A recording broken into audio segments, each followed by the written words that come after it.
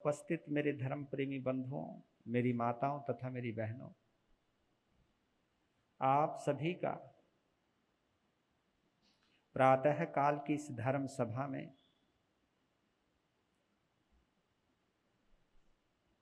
तथा हमारी आत्मिक दिव्यता को अनुभूति में लाने वाली दिव्य कथा महावीर कथा में हार्दिक हार्दिक स्वागत करता हूं। आप सभी के उज्जवल भविष्य की मंगल कामना करता हूं।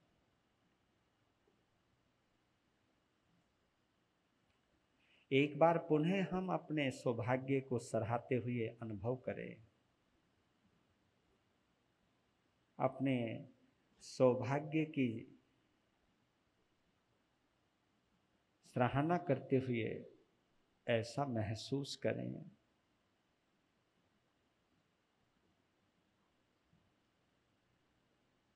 ये मनुष्य जन्म सार्थक हो गया। मनुष्य गति में आना सार्थक हो गया।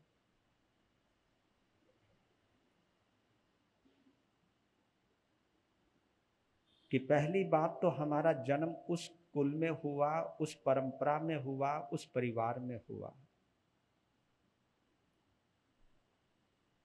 जो परिवार जिन शासन से जुड़ा हुआ है।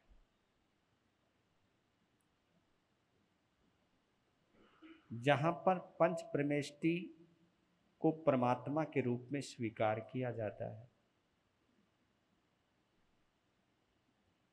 एक नहीं, दो नहीं, बल्कि 24 तीर्थंकरों की पवित्र ऊर्जा हमें प्राप्त होती है।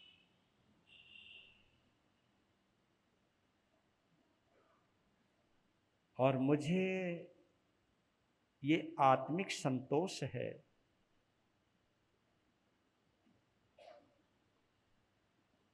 कि मेरी आत्मा परम पिता परमात्मा महावीर से जुड़ी हुई है। अगर हम ऐसा अनुभव करते हैं, महसूस करते हैं, तो कहीं ना कहीं एक आत्म संतुष्टि मिलती है। जीवन की सार्थकता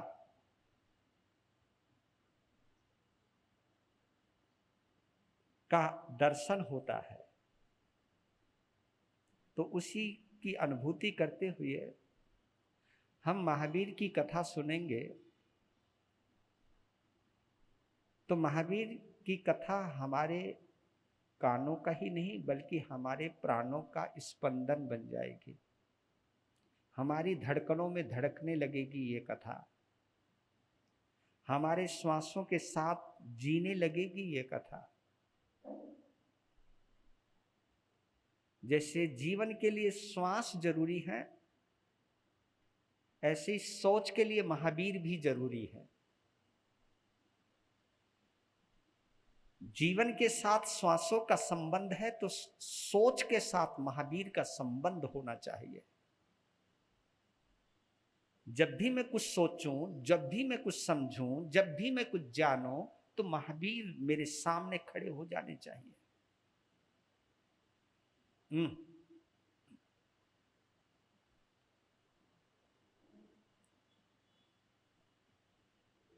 तो पहले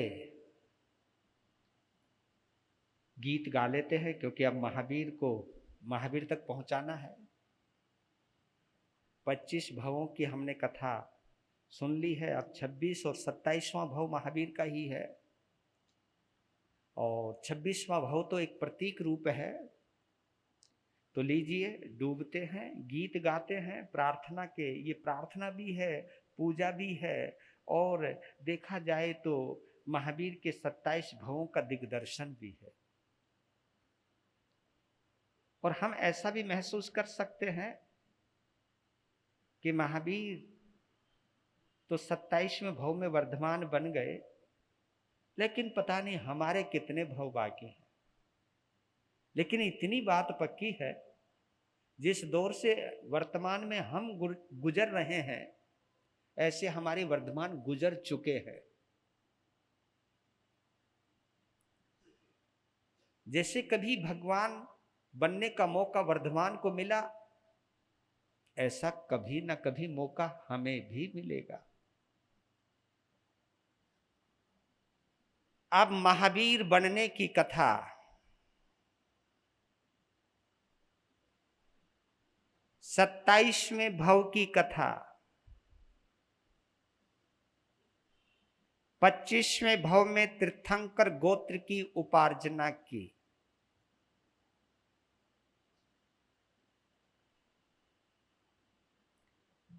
11,60,000 मास खमन किए।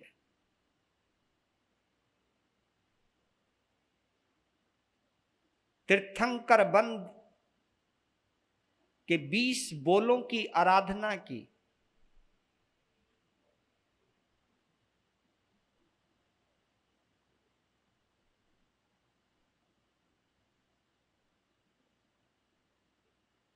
और ये आराधना लोक पैवानम लोक पज्जोय गरानम की साधना है। ये दीपक बनने की साधना है, ये प्रकाश करने की साधना है, ये उद्योत यानी प्रकाश करने की साधना है। ये लोगस्य उज्जोय गरे धम्म तिथ यरे जिने।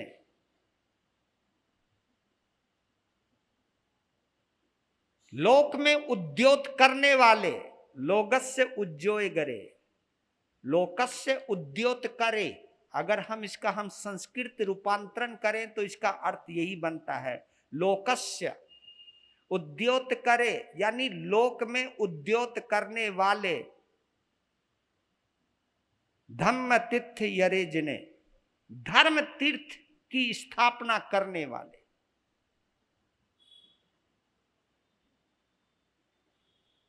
जहां से आदमी तीरता है, पार होता है, उसे हम धर्म तीर्थ कहते हैं।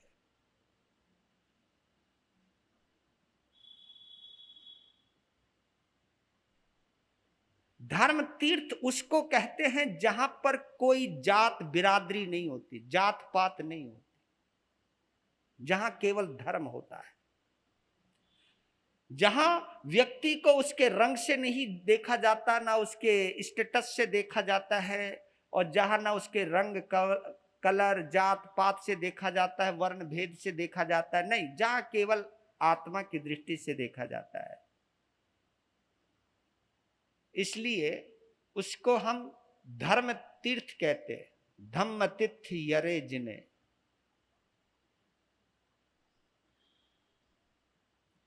आजकल हम लोगों ने धर्म तीर्थ की जगह संप्रदाय का तीर्थ बना लिया है। यहां पर हम सब यहीं पर ही गलती कर रहे हैं, क्योंकि हम व्यक्तियों को देखने का तरीका जो है वो आत्मा से नहीं रहा।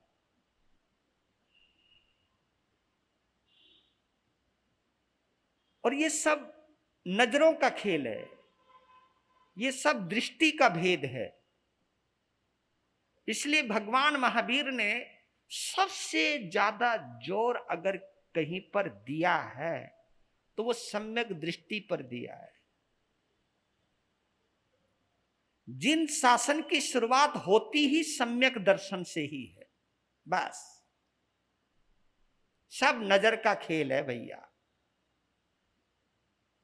नजर में फर्क है तो बहुत बड़ा फर्क है। नजर से फर्क मिट जाए तो फिर आत्मा में परमात्मा में कोई भेद नहीं रहता। इसलिए आपने देखा भी होगा, जहां तीर्थंकर धर्म देशना देते हैं उसको हम समव शरण कहते हैं। समव शरण का वही अर्थ है जो धर्म तीर्थ का है, और तीर्थंकर का ही समव शरण होता है। ये बात हम संतों को और आप श्रावकों को अंदर से समा लेना चाहिए, समझ जाना चाहिए। और जितनी जल्दी हम लोग इस अर्थ को समझ जाएंगे, उतने ही जल्दी हम महावीर को समझ पाएंगे। नहीं तो जिंदगी गुजर जाएगी महावीर का नाम लेते लेते, लेकिन महावीर को हम कभी नहीं समझ पाएंगे। मुझे तो कभी कभी लगता है कि हम संतों को कोई रुचि है ही नहीं महावीर को समझाने के लिए या महावीर को समझने के लिए, क्योंकि मैं महावीर को तभी समझा सकूंगा पहले मैं खुद तो समझ लूं। और बड़े आश्चर्य की बात है, जिस शासन में हम दीक्षित होते हैं, जिनका हम खाते हैं, जिनकी हम नौकरी करते हैं, जिनके तीर्थ की हम सेवा करने के लिए जन्म लिया है, हमको ऐसा वातावरण मिला है, तो भी हम महावीर को नहीं समझ पाए।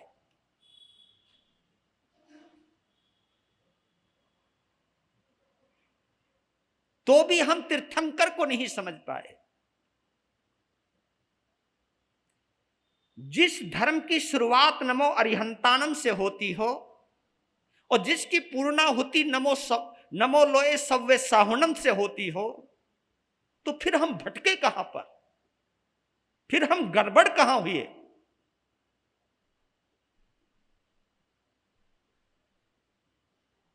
क्योंकि देखा जाए तो वैसे आधारशिला तो नमो लोए सव्वे साहुनम है,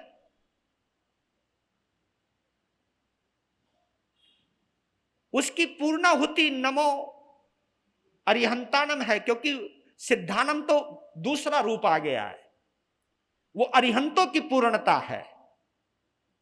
क्योंकि संत पहले अरिहंत बनता है और फिर सिद्ध बनता है। पहले संत तो बने और संत बनने से पहले श्रावक तो बने। न कि जी महाराज जी बार बार तुम्हारे ऊपर ही ला करके अटक जाते हो। मैं तुम्हें अटकाना नहीं चाहता, पर लेकिन मैं ये कहना चाहता हूं कि हमारी शुरुआत तुम्हारे से ही होती है। तुम्हारी कक्षा से उत्तीर्ण होने के बाद ही हम संत की कक्षा में प्रवेश करते हैं। गुणस्थान की दृष्टि समझ लीजिए और चाहे ये व्यवहार का जगत समझ लीजिए, क्योंकि और श्रावक की भी शुरुआत पहले अच्छे इंसान से ही होती है। तो ये बड़े महत्वपूर्ण है गुणस्थान, चौथा, पांचवा, छठा, सातवां, उसके बाद बढ़ते हम लोग। लेकिन देखा जाए तो हम सबकी शुरुआत चौथे गुणस्थान से होती है, एक अच्छे इंसान से होती है।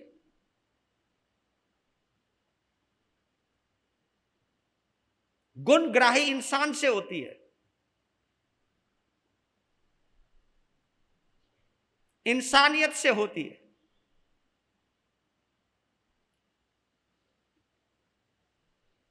तो 26वें भाव में प्रभु महावीर की आत्मा कहूं या नए सार की आत्मा कहूं।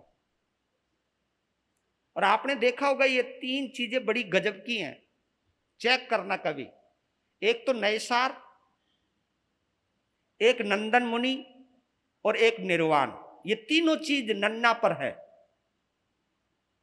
नए सार जहां सम्यक्त की प्राप्ति की, नंदन मुनि जहां तीर्थंकर गोत्र की उपार्जना की, और उस उपार्जना का फल क्या मिला? निर्वाण। तो नए सार, नंदनवन, नंदन मुनि और निर्वाण। तो 26वें भाव के अंदर वो देवलोक में विराजमान है। नए सार का जीव या भगवान महावीर बनने वाली आत्मा 26वें देवलोक में नहीं, 26वें भाव में देवलोक के अंदर विराजमान है। वहां के सुखों का अनुभव करते हुए प्रभु महावीर की आत्मा विचरण कर रही है। लेकिन अब हम उनको ऊपर से नीचे लेके आए, उनका हम चवन कल्याणक मनाएं, उससे पहले कुछ भूमिकाएं हैं, उसे हम समझ लेते हैं, वो बहुत जरूरी है। क्योंकि जहां प्रभु महावीर को उतर करके आना है, पहले उसकी पृष्ठभूमि तो देख लें, पहले उस जमीन का अवलोकन तो कर लें।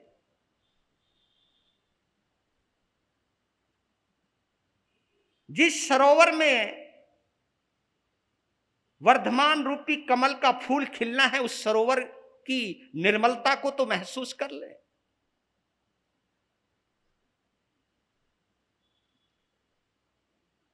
आज से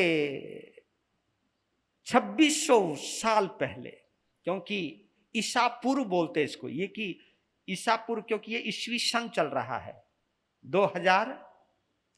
2023 चल रहा है ना, तो इससे और पीछे अगर हम जाएंगे, क्योंकि 2600 वर्ष पहले की बात है ये,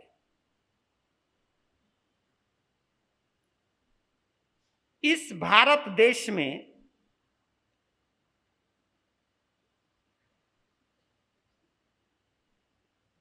वैशाली नाम की एक श्री संपन्न समृद्ध नगरी है, वैशाली।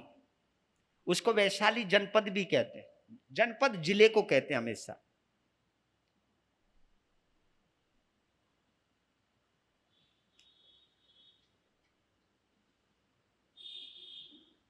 और वो जो वैशाली का नाम आ रहा है, वो वैशाली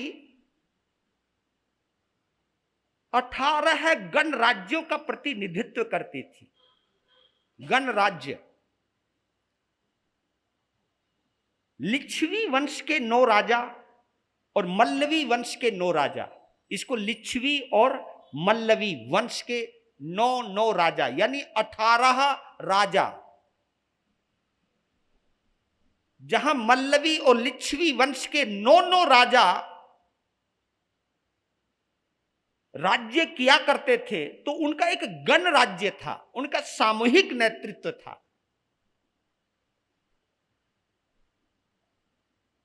यानी ये 18 के 18 राजा, इनका एक अध्यक्ष हुआ करता था, और उस अध्यक्ष का नाम था, उसको गणाध्यक्ष बोलते हैं। गणराज्य का जो अध्यक्ष है, गणतंत्रीय व्यवस्था उस वक्त भी थी। आज जो हमारे पास संविधान के खांचे में या ढांचे में ढल करके जो गणतंत्र राज्य है, यह हमारा देश भी, क्योंकि हम गणतंत्र दिवस भी मनाते हैं। 15 अगस्त को हम स्वतंत्रता दिवस कहते हैं, लेकिन 26 जनवरी को हम गणतंत्र दिवस कहते हैं, क्योंकि उन 18 राजाओं का अपना एक संविधान था, नियम और कानून थे, और निश्चित कर रखा था कि इन राज्यों को इन बने हुए कानूनों के अंतर्गत ही रहना है। क्योंकि सुव्यवस्था के लिए ही गणतंत्र की स्थापना की जाती है। जहां संविधान को इंसान से ऊपर माना जाता है, उसको हम संविधान कहते हैं। और आपको बतला देता हूं, संविधान ही इंसान को नागरिक बनाता है। संविधान ही हर नागरिक को एक जैसा दर्जा देकर के रखता है। वहां छोटा और बड़ा नहीं होता, वहां जात पात के आधार पर नहीं चलता काम, वहां इंसान के आधार पर राज्य चलता है। दुर्भाग्य से इस गणतंत्र दिवस, इस गणतंत्रता व्यवस्था को कहीं ना कहीं धर्मांधता में या कट्टरवाद के दायरे में आकर के इसको भंग करने की चेष्टा की जा रही है। यह सबसे बड़ा दुर्भाग्य है।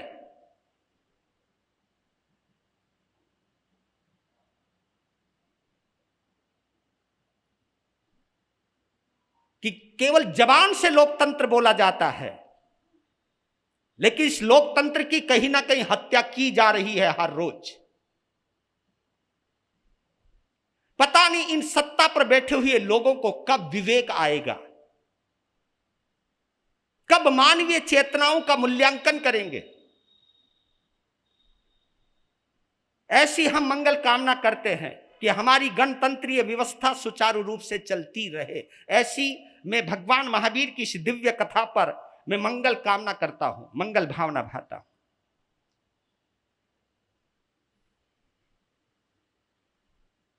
तो गणाध्यक्ष का नाम था राजा चेटक।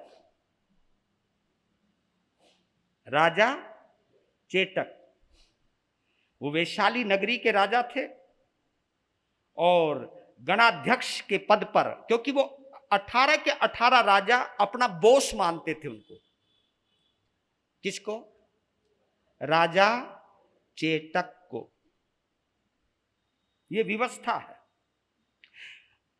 राजा गणाध्यक्ष राजा चेटक के 10 पुत्र थे और 7 पुत्रियां थी।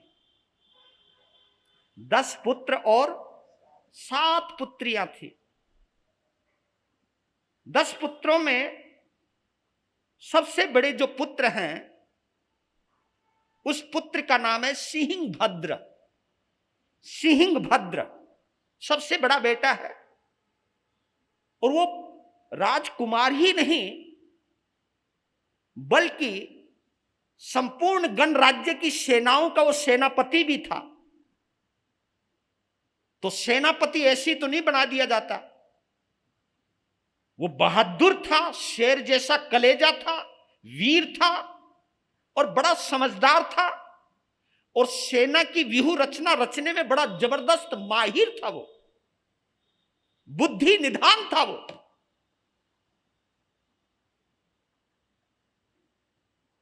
वो केवल इसलिए सेनापति नहीं था कि वो राजा चेटक का लड़का है। वो सेनापति इसलिए था कि 18 के 18 राजाओं ने उसे अपना सेनापति माना था कि जब कभी भी इस गणराज्यों के ऊपर कोई आपत्ति आएगी और सेना की रचना की कहीं जरूरत पड़ेगी तो हमारे सेनापति सिंहभद्र होंगे। तो उनकी काबिलियत के आधार पर उनको इस पद पर प्रतिष्ठित किया गया था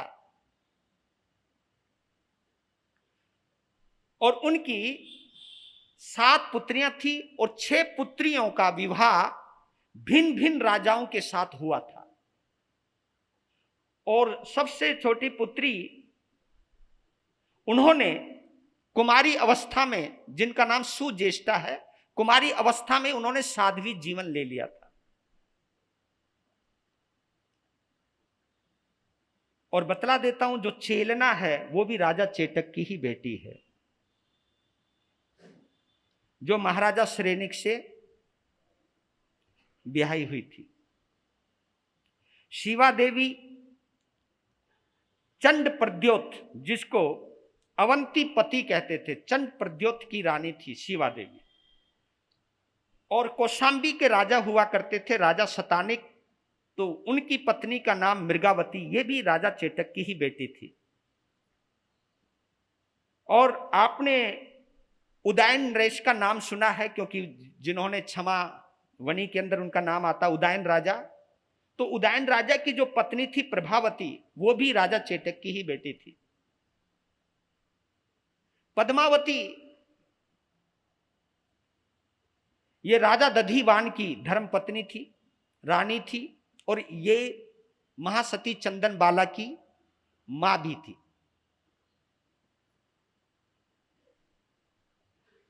तो राजा चेटक की एक बहन थी जिसका नाम था त्रिशला। त्रिशला राजा चेटक की बहन है, बेहद खूबसूरत। वो तो कोई संदेह नहीं है, राजघराना है और राजघराने में कोई पुनवानी ही जन्म लेता है।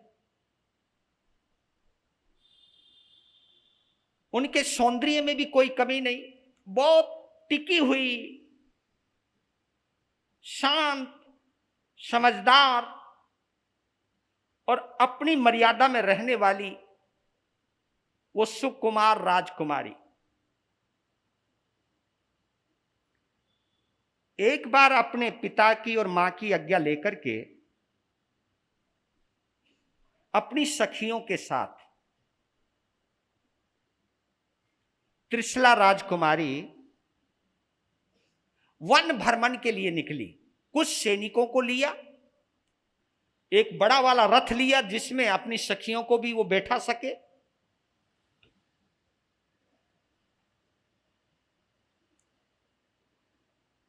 चार घोड़ों से जो बग्गी चलती है, जो रथ चलता है, उसके ऊपर वो सवार हुई और वन भ्रमण के लिए निकली।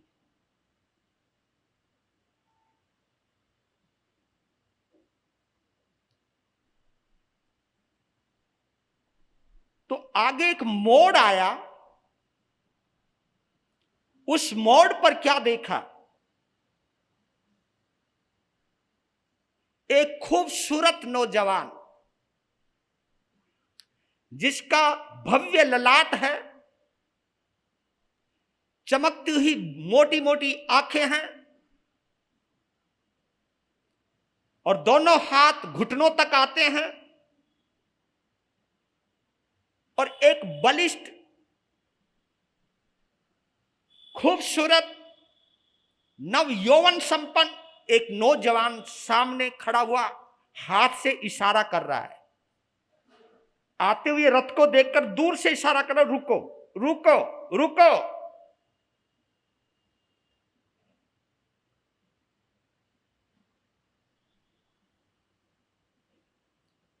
तो रथवान ने कहा, क्या है क्या है? क्योंकि कभी कभी इन मालिकों का जो नशा होता है ना, वो ड्राइवरों में भी आ जाता है। जो पीएम की कार चलाता होगा, उस ड्राइवर को देखा करो क्या निकलता होगा छाती चौड़ी करके बाहर है यार। राष्ट्रपति की यार, पीएम की हम गाड़ी चलाते हैं तो हो सकता है, क्योंकि राजकुमारी बैठी हुई है और उस रथवान की चौड़ी चौड़ी मतलब मूछे, बड़ी बड़ी मूछे, ललाट तगड़ा और ऊपर से घमंड, क्योंकि मेरे राजा के नीचे 18 राजा अधीन हैं, गणाध्यक्ष है। कभी कभी होता है, क्योंकि बड़े बड़े गुरुओं के जो शिष्य होते हैं ना, चेलों में भी अकड़ आ जाती है। ये अकड़ है ना, पता नहीं कहां से घुस जाती है। कोई बहुत बड़ा संघ का प्रधान हो ना, बहुत बड़ा संघ हो और उसका प्रधान हो, तो वो भी यूं चलता है। और महाराज छोटे मोटे संतों के आगे तो ऐसा चलता है जैसे पता नहीं कि थारा बाप ही मैं हूं। अब बात तो है, बात तो हुई तुम, इसमें तो कोई दो राय नहीं है, मालिक हो। लेकिन चलो, ये हम भूल जाते हैं कि जिन्होंने हमको इतने बड़े ओहदे पर पहुंचाया है, हमें उनके प्रति भी कृतज्ञ होना चाहिए। तो वो रथवान बोला, है क्या है, कौन है भाई, मालूम नहीं कौन बैठा हुआ है? कहा कि मैं आपको बेवजह नहीं रोक रहा हूं,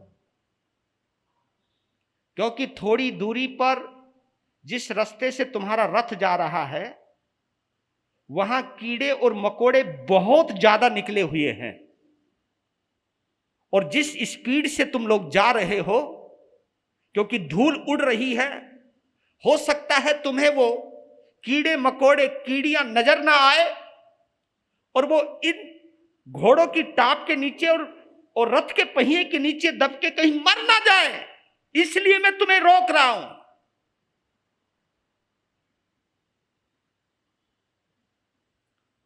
तो रथवान कहता है, अबे कीड़ियों को बचाने का जिम्मा हमने ले रखा है क्या? हम रथ पर बैठे हुए हैं, कौन मर रहा है कौन जी रहा है हम नहीं परवाह करते इसकी, हट यहां से। और ये कह के रथ चलाने लगे। तो वो नौजवान राजकुमार या राजा, जो भी तुम समझो, क्योंकि अभी तो अनजान है, वो सामने खड़ा हो गया और घोड़ों की आंखों में आंखें डालकर पता नहीं क्या एकाग्रता के साथ जैसे यूं हाथ किया, लो जी घोड़े वहीं जाम, वो कर रहा है चल, और वो घोड़े टस से मस ना हो, आगे ही ना बढ़े, और ज्यादा जोर किया तो घोड़ों ने पांव और उठा लिए, और पांव उठाने लगे तो भैया पीछे का रथ पीछे होने लगा, है ना। ये समझ लो जैसे गाड़ी का पहिया ऊपर उठ गया हो तो पीछे वालों की सवारी, एक दो सखिया तो नीचे गिरने को ही पकड़ी त्रिशला ने। ये दृश्य देख करके 15-20 जो सैनिक थे, उन्होंने चारों तरफ से उस युवक को घेर लिया और युद्ध करने को तैयार हुए, अपने शस्त्र निकाल लिए, कहा कि मैं युद्ध करने के मूड में नहीं हूं। ये कौन बोला? वो राजकुमार बोला या राजा बोला? वो युवक बोला कि मैं युद्ध के मूड में नहीं हूं, मैं केवल चींटियों को मकोड़ों को बचाना चाहता हूं। मेरी विनम्रता से निवेदन है आप लोगों से, मैं कोई झगड़ा नहीं चाहता, आप वापस जाइए या कहीं और रास्ते से निकलिए। कहा कि नहीं अब तो यहीं से जाएंगे। और जैसे ही उस रथवान ने कहा कर दे आक्रमण, अजी वो सब के सब उनके ऊपर टूट पड़े। लेकिन कमाल हो गया, क्या जुगत भिड़ाई, क्या युद्ध कला में प्रवीण थे। उन 17-18 सैनिकों को हाथ भी नहीं लगाया, लेकिन इस ढंग से उन्होंने प्रहार किया कि उनके हाथों में जो हथियार थे वो दूर दूर जा जाके गिरने लगे। और थोड़ी देर में 18 के 18 या 19-20 जो भी सैनिक थे बिना हथियारों के, और वो तो भोचंग के रह गए। वो अबे, क्योंकि ये सैनिक बिना हथियारों के, वो सोचने लगे भाई कमाल है भाई, शरीर को कोई चोट नहीं, हथियार इधर उधर। जब ये वक्त की नाजुकता देखी, त्रिशला ने रथवान को कहा तुम जिद पर क्यों अड़े हो, वापिस मोड़ो, हमें आगे नहीं जाना, वापिस चलो। सैनिकों को कहा कि अपने अपने हथियार उठाओ, वापिस चलो। ये कह के वापिस आए। रथवान चिड़ा हुआ था, पहुंच गया राजा चेटक के पास, कहा कि आज पता नहीं कौन एक नौजवान था, उन्होंने हमारी लाडली राजकुमारी आपकी बहन त्रिशला जी की वन यात्रा में विघन डाल दिया, सामने आ गया, सब रंग में भंग डाल दिया। वो तो आग लगा गया, पर लेकिन ये बड़े लोग बड़े गंभीर होते हैं, ये छोटी छोटी बातों पर, छोटे लोगों की बातों पर कान जल्दी से नहीं देते, जो देते हैं वो अच्छे राजा नहीं होते। वैसे तो कहते हैं कि राजा लोग, जो बड़े लोग होते हैं वो कान के कच्चे होते, बहुत जल्दी आ जाते, पर लेकिन वो 18 गणराज्यों का अध्यक्ष है, कितना गंभीर रहा होगा, और उनकी गंभीरता ने ही उनको शायद उस अध्यक्ष पद पर पहुंचाया होगा। ऐसे ही कोई अध्यक्ष पद के ऊपर नहीं पहुंचता है। तो वो वहां से उठे और त्रिशला के पास पहुंचे, बहन आज सुना है तुम्हारी वन यात्रा में विघन पड़ गया, कोई मन चला युवक ने तुम्हारी यात्रा में विघन डाला। नहीं नहीं पिताजी, उनकी कोई गलती नहीं, वो युवक तो बहुत सभ्य थे, वो तो चींटियों तक को बचाना चाहते थे।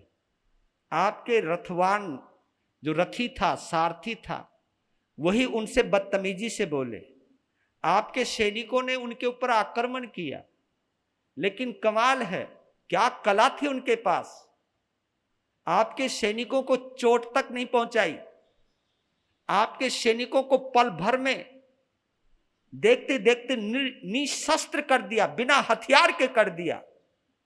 क्या प्रवीणता थी। आप उनको दोष मत दीजिए, दोष है तो आपके सैनिकों का है, दोष है तो आपके रथवान का है, रथी का है। बस मेरी तो एक ही विनती है, वो युवक चाहे कोई भी है, लेकिन उनसे हमें माफी मांगनी चाहिए। क्योंकि वो चींटियों तक को बचाने की प्रेरणा दे रहे थे। और गुजारिश है पिताजी, आप गणराज्य के हो, अध्यक्ष हो, और आपके गणराज्य का ही वो कोई ना कोई राजा या राजकुमार थे,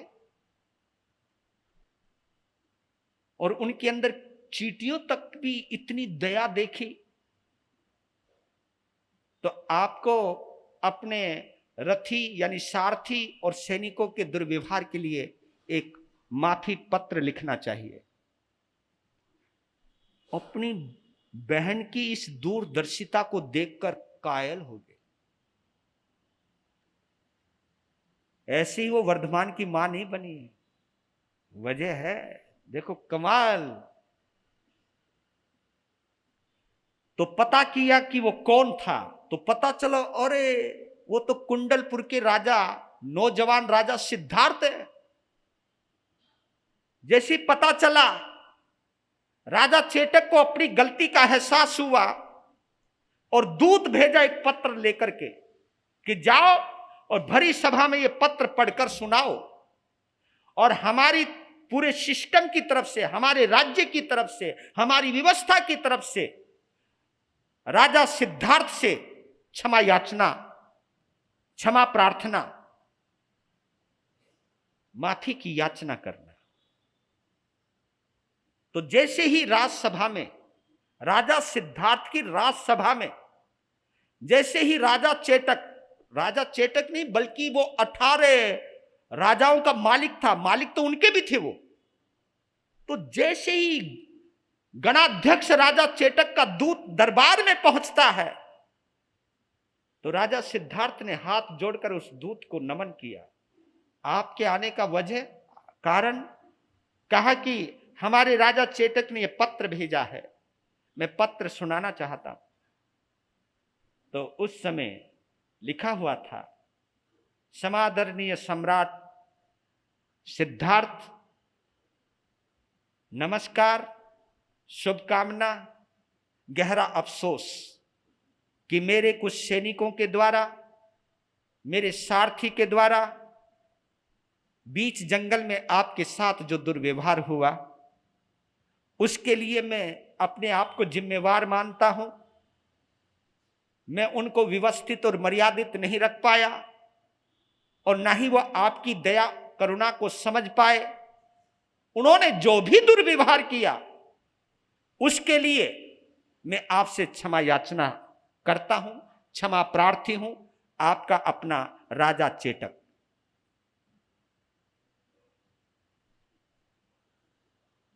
कहा कि मैंने अपने कर्तव्य की पालना की, लेकिन मेरे से बड़े तो राजा चेटक हैं कि उनकी तो कोई गलती भी नहीं थी, लेकिन राज्य के किसी भी कर्मचारी और अधिकारी की गलती के लिए स्वयं माफी मांगना, यह उनकी श्रेष्ठता को प्रदर्शित करता है। इसलिए मेरी ओर से उनको नमस्कार कहना, और मेरे लायक कोई सेवा हो तो कोई संदेश पहुंचाना। दूत वापिस पहुंच गया। समय बीतने लगा, त्रिशला जवान हो चुकी थी। राजा चेटक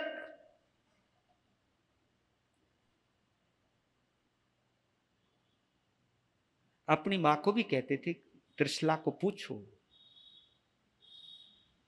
अब उम्र आ गई है विवाह की, तो वो टालती रहती थी विवाह के लिए।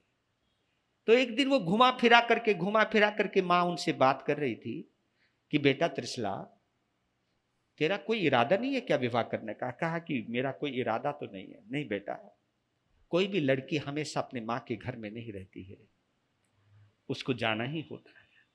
ये धर्म है, ये गृहस्थ धर्म है, और इस धर्म की पालना करना और पालना करवाना हम सबका कर्तव्य है। जीवन साथी तो, और तुम्हारे कई प्रणय निमंत्रण भी आ रहे हैं, कई रिश्ते भी आ रहे हैं। तो देखिए, त्रिशला की नजरों में वो युवक अंदर तक पहुंच गया था।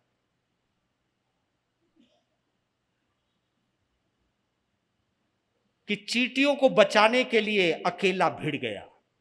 कितनी दया है, कितनी करुणा है, कितनी संवेदनशीलता है। इतना संवेदनशील हृदय ही मेरे हृदय का सम्राट बन सकता है, मेरे दिल का मालिक हो सकता है।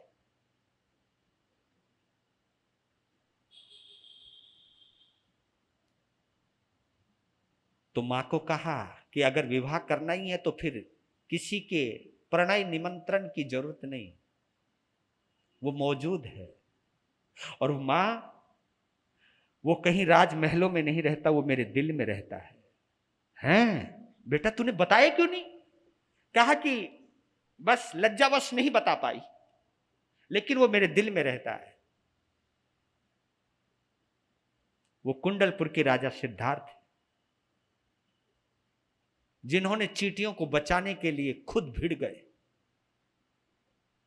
और सैनिकों के ऊपर भी प्रहार करते हुए उन्होंने शस्त्र को हटा दिया, लेकिन चोट नहीं पहुंचाई। राजा होते हुए भी इतने विवेकवान।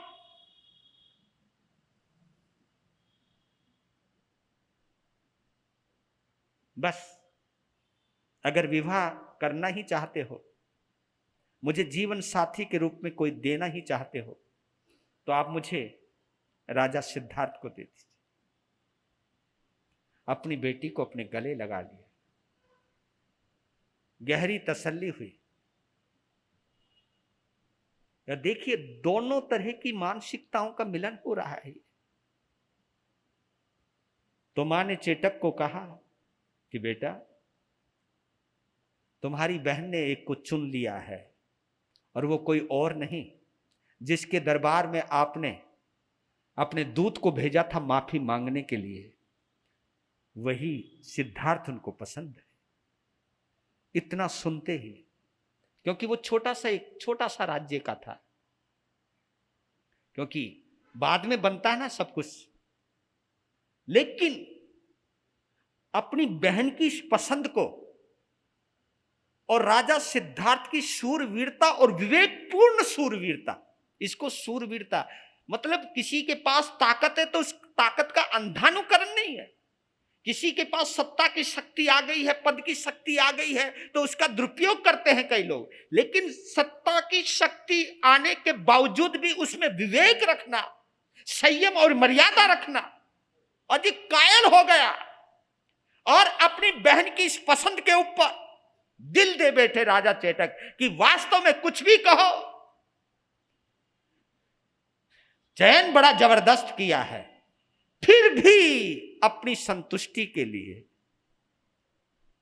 5 बुजुर्गों को, पंचों को रूप बदलकर कि जाओ एक बार आप उनकी जीवन शैली को देख करके आओ, उनके जीने के तरीके को देखो, वो करते क्या क्या है। पैदल चलते तो कैसे चलते, खाना खाते तो कैसा खाते, पहनते हैं तो कैसा पहनते हैं, यानी लाइफ स्टाइल को चेक करने के लिए ये चीज बड़ी जबरदस्त है। इसलिए मैं कहता हूं कि आपका आप समाय कितनी करते हो, आप पोषण कितना करते हो, समाय कितनी करते हो, ये महत्वपूर्ण नहीं है। आपका जीने का तरीका कैसा है, खाने का तरीका कैसा है, बोलने का तरीका कैसा है, देखने का तरीका कैसा है, पहनने का तरीका कैसा है, ये सब चीज मैटर करती है आध्यात्मिक जगत के अंदर। इसलिए मेरे बंधुओं, केवल जैन घराने में जन्म लेना ही पर्याप्त नहीं है। जैनत्व को अंदर तक महसूस करना ये बहुत जरूरी है। और आप ये मान करके चलिए, ये महावीर कथा सुनाने का मेरा कोई और बहाना नहीं है कि मैं ये कहना चाहता हूं, इस महावीर को अनुभव किए बिना आप जैन बन ही नहीं सकते। आप मेरी वजह से जैन नहीं बनोगे, आप महावीर की वजह से जैन बनोगे। मैं भी महावीर की वजह से ही जैन संत बन सकता हूं।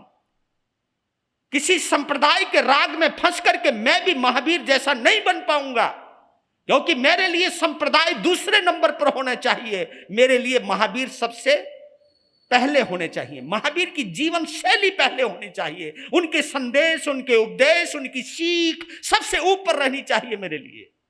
वही मेरी साधुता को निखार सकते हैं, वही मेरी अंदर की पवित्रता को प्रकट कर सकते हैं, वही सामाजिक और मानसिक संतुलन को स्थापित कर सकते हैं, वही मेरी क्षमता को और प्रगाढ़ और ऊंचाई दे सकते हैं। और महावीर की कथा कहते कहते मैं सचमुच इतना दीवाना हो गया हूं भगवान का कि हर पल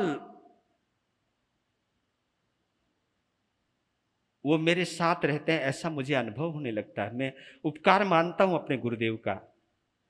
पहले तो मैं अपनी पुनवानी का उपकार मानता हूं कि जिन्होंने मुझको एक गुरु ऐसा दिया जिस गुरु के माध्यम से मुझे महावीर को समझने का मौका मिला।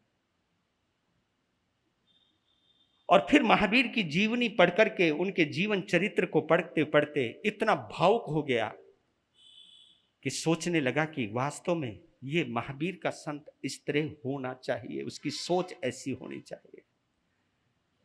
तो बुजुर्गों ने, जब वो 5 बुजुर्ग, क्योंकि 5 प्यारे, एक गलती करेगा, 2 गलती करे, जब 5 ने उनका जीवन देखा, राजा सिद्धार्थ की उदारता देखी, राजा सिद्धार्थ की करुणा देखी और राजा सिद्धार्थ की विनम्रता देखी, उनका सादगीपूर्ण जीवन देखा और हर पल उनका विवेक युक्त जीवन शैली देखी, और जी वो तो 5 भी दीवाने हो गए। और जब रिपोर्ट कार्ड दी 5 ने, चेटक के पांव जमीन पर नहीं, उन्होंने बोला सिंह भद्र, यानी अपने बड़े पुत्र को, सिंह भद्र ये नारियल लो, ये लो, ये लो, जाओ। उनके चलते हैं, चल दिए, समय आपका, ना? लो जी, राम राम, वापिस आ जाते हैं ना, आना चाहिए।